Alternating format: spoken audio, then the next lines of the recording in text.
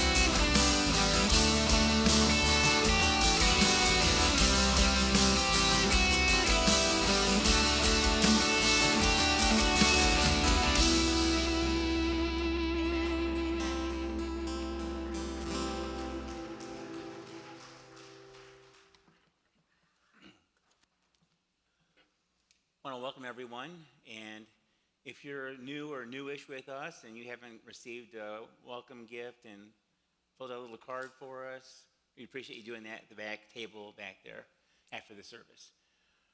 Well, I was thinking this week about how we are all different, and yet how there are some things that we all have in common. You know, we all need to be loved. We all want people to pay attention to us, to be heard. We all want to be included. But because we're all different, sometimes we need to be treated differently. Some people, you know, because they're little, need a hand to hold on to when they're crossing the street. Later in life, some people might need an arm to hold on to so they don't stumble and fall. Some people might need to spend most of their time in places where it's quiet and calm and there's not too much stimulation. Some people may need the volume turned up a little. We're not all the same. We're all different, so sometimes we need different things. I think about two kids in my first church who were in high school, and their family, their parents had 4 children. The other 2 kids were older. By the time they got there, they had left the house, gone away, and were living on their own. But Darren and the 2 younger kids were at home, and they were in high school, Darren and Darla. And the first 2 kids, as far as I can tell, they all had, they had good kids, they'd not gotten in any trouble or anything. And but the younger 2 kids, the daughter was very straight, very. I don't know. I can't tell. You keep talking. Okay. So the I'm the roadie. it looks tight. We'll see. So Darren and Darla, the daughter, she was like a year and a half older than her brother, and she'd never gotten in any trouble. She always did what she was supposed to do. She was such a good kid. After I left, her mom called me that summer, and in the little town that we lived in, they had a festival every summer called Summerfest. And at Summerfest, the girls from the town would do like a little beauty contest, and there were 2 awards given: Miss Summerfest, which was voted on by the judges, and Miss Congeniality, which was voted on by the contestants. And her mom called me that summer and said, "I just wanted to let you know that Darla won Miss Summerfest this year." I was not surprised. She said, also, she is the first one ever, and they've been doing this for decades, first one ever who was also Miss Congeniality. And once again, not surprised. If you'd asked me ahead of time what I thought would happen, that's what I thought would happen. She was a great kid. And, you know, I remember I wrote her a letter for college for admissions and stuff, and I can't remember what all I wrote about her, but one line I remember for sure, I said, "Darla is not only one of the best young people that I know, she's one of the best people I know, period." She was a great kid. Her brother was normal, you know. And in one summer, his parents called me and said, "You need to talk to Darren. He's in trouble. He was caught at a high school party out at the lake, and there was drinking." And I'm like, "Okay, I'll talk to him." I knew they were overreacting because they had 3 great kids, and now they had a normal one. I was like, "Oh, I feel so sorry for you." So I'm like, I'll talk to him. And I said, "Hey, I know you're a good kid. I don't know what's going on, but you know, the decisions you make now are important. You know, you want to make good decisions and all that stuff." Anyway, he's like, "Well, you know, it's not fair because my mom and dad, I have this curfew now and all these rules, and Darla doesn't have any rules." I'm like, "Darla doesn't need any rules. She's going to do the right thing. She doesn't need a rule. They've got to treat you differently. Maybe they're a little strict, okay, because of the overreaction, but they treat you differently because you're a different person. That's normal."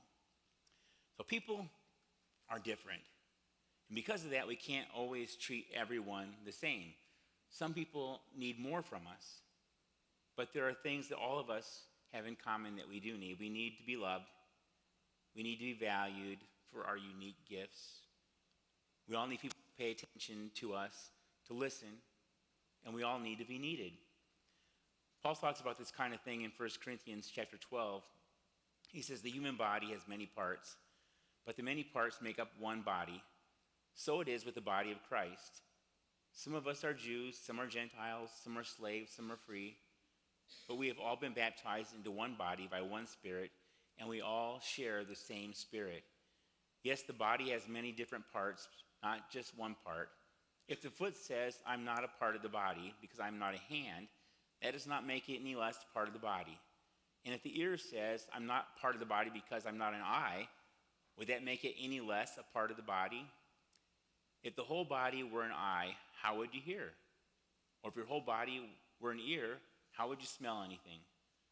But our bodies have many parts, and God has put each part just where he wants. How strange a body would be if it only had one part. Yes, there are many parts, but only one body. The eye can never say to the hand, I don't need you. The head can never say to the feet, I don't need you. All of you together are Christ's body, and each of you is a part of it. As followers of Jesus, we are all different, yet we share the same Spirit.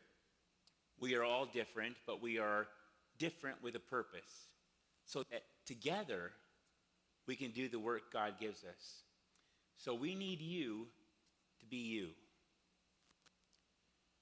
People sometimes think, if only I was a little bit more comfortable talking to people, if I was a little braver, if I was a little more confident, if I was a little more like, that person, then maybe God could use me to change someone's life. But God doesn't need you to be like someone else. God needs you to be you. When I think about Paul's description of individuals as parts of the body, I think about, what body part would I not want to be? There are probably a few that wouldn't be my first choice. But let's talk about feet for a minute. What might the other body parts say about feet? Maybe if you were a hand, you'd point out how much less versatile feet were. They're not good at picking things up. They're not as good at making meaningful gestures. If you were an eye, maybe you would point out how nasty feet look. Maybe there's that weird toe that goes in a weird direction, or the fungus that you wish you hadn't seen, If you were a nose, maybe you would just say that feet stink. You could see why, if you're a foot, you might want to be something else. Think about ears. Ears get to listen to all the best music. The only music feet get to appreciate is maybe the vibration from the low notes. Hands, they get all the attention. They do all the waving and pointing. They get to hold other hands. It must be nice to be a hand. Eyes. Who wouldn't want to be an eye? They're so pretty. They get to see all the beautiful colors and sights. Eyes, they're the window to the soul. What foot wouldn't want to be an eye? But when we're all connected, when we're all together in one body, feet can hear, and they can smell, and they can see. It's true. Feet can hear. When the music is playing, maybe a toe is tapping along with the beat. Maybe those feet are dancing, moving with the music. Feet can smell smells.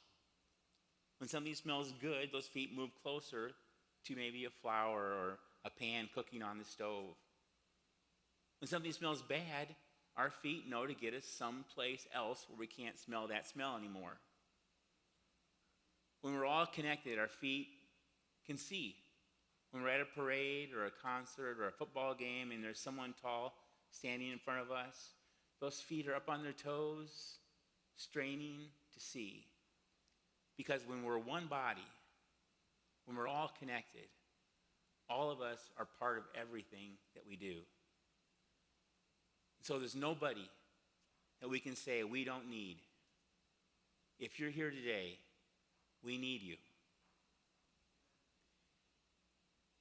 In the life of this church, in this building, we need you.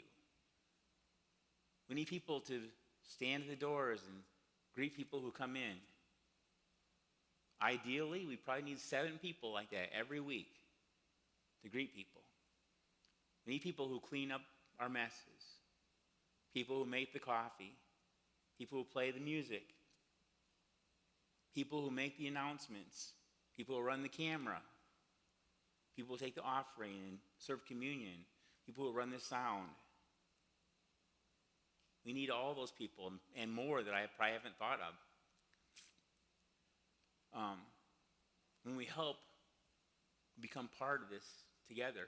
Nick, in front row here, Nick has asked about helping because he loves this place. And he wants to contribute part of that. And so we've already talked about finding things for Nick to do, because he wants to be part of all this together with all of you. So anybody think they can't do something? Maybe the way you help is when you see someone who looks like they're having a hard time, and you just do something kind. I think of this story about this girl that I know who came into church. Her friend brought her into church for the very first time. And for the first couple Sundays, she came with her friend, and that helped. But like the third Sunday that she came to church, she still didn't really know anybody. She had to come to church alone. And she's just nervous and afraid. And somebody noticed that she looked like she was having a hard day, and that she was alone. And he said, "Can I sit with you this Sunday?" Some little nothing that made a huge difference for her. Sometimes the smallest things can make the biggest difference. We need you in the life of the church beyond these doors to be kind, to listen, to love people, especially the people who feel like nobody cares. We need you to invite people, to let them know they're wanted, to help them feel included in the community, in this family, to help them know that Jesus can heal every hurt, forgive every sin, and give them a new life. We all just do our part. We all use whatever it is that God has given us. Maybe I help you, you help someone else. The Spirit connects us. And when we're connected, we're all part of everything. Maybe you've come in here today and you feel like your life is a mess. You feel like you've got nothing to offer anyone. That's just a lie we tell ourselves. It's not true. All the pain, all the joys, all the suffering, all the victories, everything that makes you you, everything that makes you different, God can use to do your part in this whole thing that we do together. Everyone is important here. No one gets thrown away. God doesn't throw people away. He relentlessly loves and pursues you. Last week we talked about the woman at the well. And if you weren't here, I'll just recap a little bit. Jesus meets this woman at a well. And it's the middle of the afternoon. It's noon. And it's not a time when people are supposed to be at the well, because they usually come when it's cooler in the evening or in the morning. But she's there at noon because she wants to avoid everyone. Because she's that woman in town, the outcast. And Jesus meets her there. She's there at noon because she's consumed with guilt and shame. She doesn't want to see anyone else. But Jesus meets her there. And Jesus makes her feel important. He talks to her. People treated her like she could be thrown away, like she was nothing, but not Jesus. We sometimes think that people need us to do something for them, but often what they really need is for us to need them. And this is what Jesus kind of does for this woman. He asks her for something. He asks her for a drink of water. Made her feel needed, like she was good for something. And here's the thing. People can be kind and still make you feel worthless. I think about, for me, when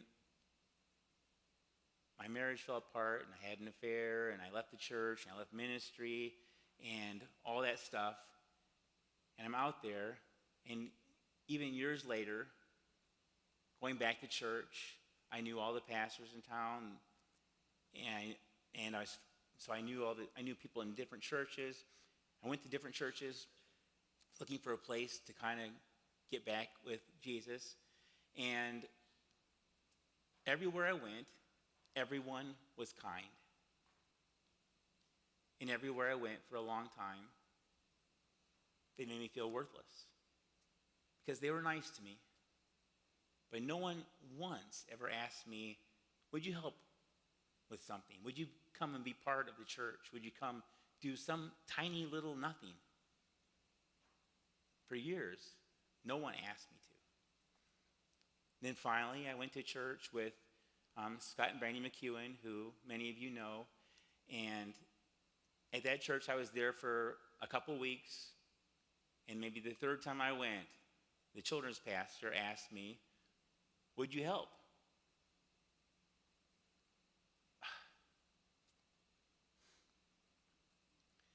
I can't tell you how big, how important that is. For someone to say, we need you. We want to include you. We want you to be part of this. More than just being kind is feeling needed. Yeah, people can be kind and still make you feel worthless. But she made me feel like I was important, like I meant something. Well, the woman at the well, Jesus helps her to feel needed by asking her for a drink. Then he goes on to say, if you knew the gift of God and who it is that asks you for a drink, you would have asked him, and he would have given you living water. And somewhere in the midst of their whole conversation together, we find out that Jesus gave her what she needed. He gave her that living water. And we know this because, and I saved this from last week because it was hard, by the way, my favorite part of the story. We know that she received this living water. And John tells us that by saying that she left her water jar at the well. She left her water jar. The thing she came for, she left because she didn't need it. She'd been given living water. She'd been changed. John 28, starting there, he says, then leaving her water jar, the woman went back to the town and said to the people, come see a man who told me everything I ever did. Could this be the Messiah? They came out of the town and made their way toward him.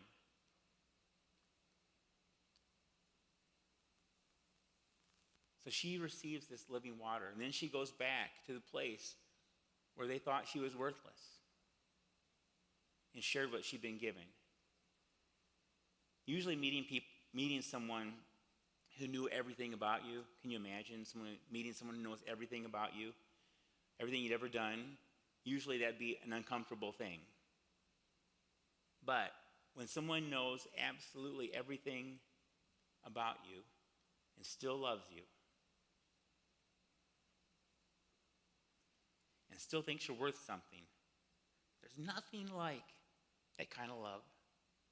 So when Jesus knew everything, it didn't make her feel ashamed. It made her feel loved.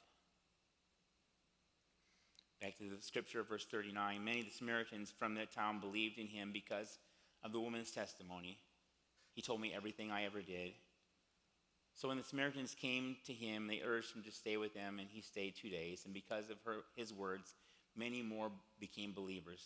They said to the woman, "We no longer believe just because of what you said. Now we have heard for ourselves, and we know that this man really is the Savior of the world." She went back with the story of a man who told her everything she'd ever done. And because of her story, people believed in Jesus. When I think about people who were outsiders to faith in Jesus, and people who have come in, people who were lost and are now found, when they share their story openly and honestly, when they just tell the truth about the mess they were in and how Jesus changed them, those stories change people's lives.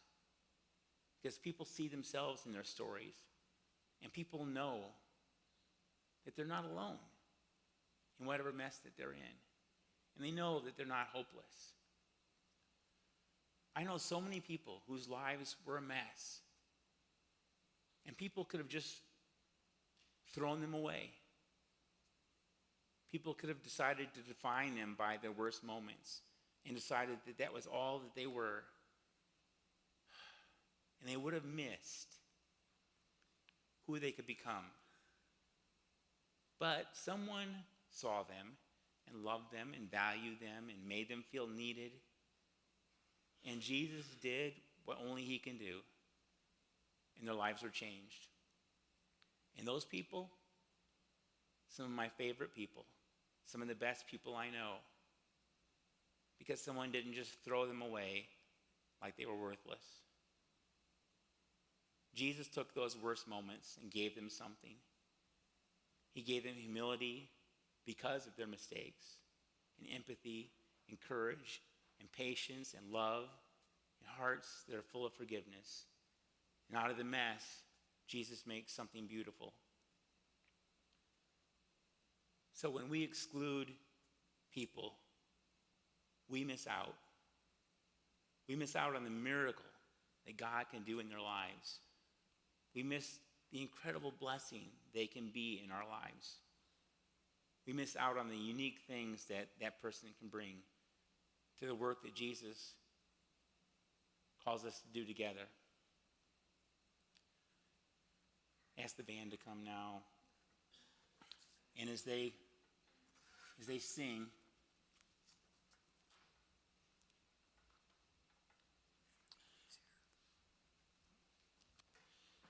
if people have made you feel worthless, I just want you to know that you're not, that Jesus thinks you're worth giving his life for.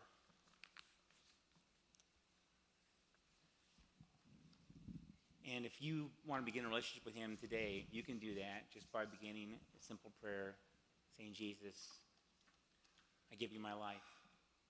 Jesus, I give you my life." We give our life to Jesus so that when the rain comes and the wind blows, we can stand strong in him. So as the band sings, we invite anyone who would want to ask Jesus into their lives to give their life to him, that you can come and tell me that. Or if you want to come and join the church or be baptized, come and tell me as they sing our closing song. Will you stand with us? This song should be familiar too. We've been doing it the last couple weeks, so.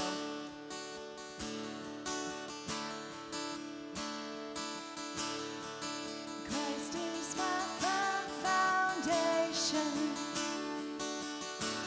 the rock on which I stand when everything around me is shaking.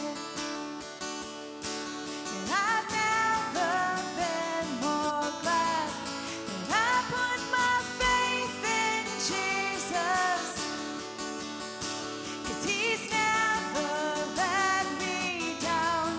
He's faithful through generations. So why would he fail now? He won't. He won't. I've still got joy in chaos. I've got peace that makes no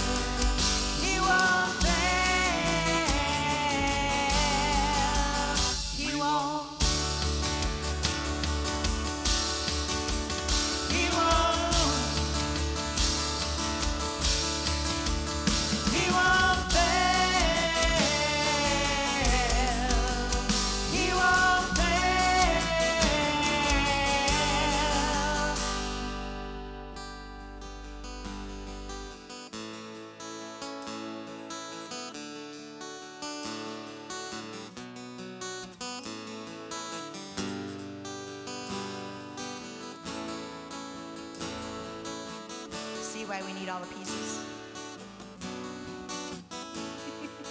Rain came, wind blew, my house was built on you.